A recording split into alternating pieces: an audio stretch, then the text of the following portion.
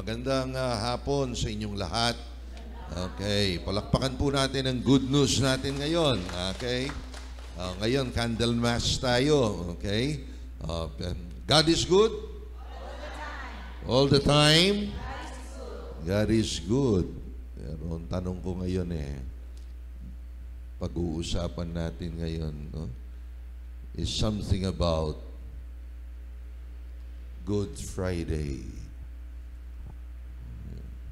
Hindi pa mahal na araw, Father. Good Friday na tayo. Unang-una, bago yan, ito, ang presentation of the Lord. Amen? Etong sa presentation of the Lord, no?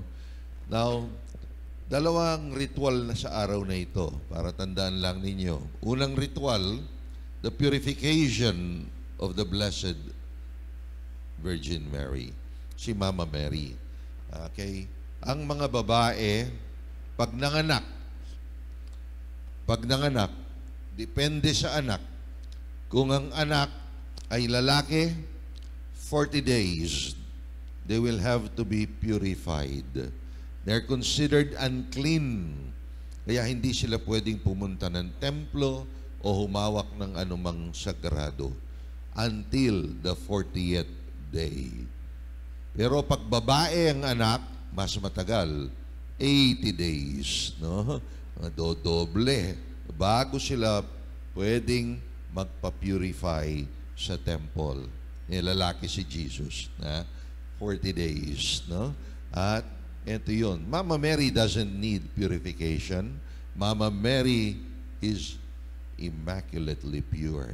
Pero ito, they will have to submit like the Lord unto the law. Ito yun, ritual purification lang ito. Okay? Now, nakilawa, redemption. Ito yun, the child Jesus, every firstborn son must be offered sa templo. Kaya, ito ngayon, inalay ni Joseph si Jesus. At dito sa pag-aalay, anong inaalala dito? Ang ama mag-o-offer, ang pare kukunin ng bata, at pagkatapos will be dedicated unto the Lord. Pero ito'y pagsasaalaala ng naganap noon sa Exodo. Natandaan ninyo yung sa Exodus, na kung saan ay namatay ang mga panganay na anak na lalaki sa bayan ng Ehipto, man or beast alike namatay dun sa 10th plague. Pero na-spare yung mga firstborn ng Israel, no? Through the blood of the Lamb. Kaya ngayon, ito yun, yung panganay na anak na lalaki ay ino-offer sa Diyos to be consecrated and then redeemed. At hindi yun nga symbolically mamatay, no? Kaya ito yung pag-aalay na ginawa. Pero ikatlo, ito rin sa atin, in the Christian, tayo na, period, anong inaalala natin? Ito sinabi ni Simeon. Etong si Simeon, the prophet who was old, naghintay at sinabihan, hindi ka mamamatay, hindi mo ipipikit ay iyong mga mata. May mga inantok na sa inyo niyan. Pinipikit na yung mata. Hindi ipipikit ang iyong mga mata hanggang hindi mo nakita the Messiah, born of Israel. At nang makita nga niyang padating ang bata, well, I could imagine, ang daming batang inaalay sa templo at araw-araw, ilang taon naghihintay si Simeon. Pero nang ang batang Jesus ay dinadala na, maybe like with inspiration ng Holy Spirit, no? Parang nakita niya ang liwanag. Parang nagliliwanag siguro si Jesus, no?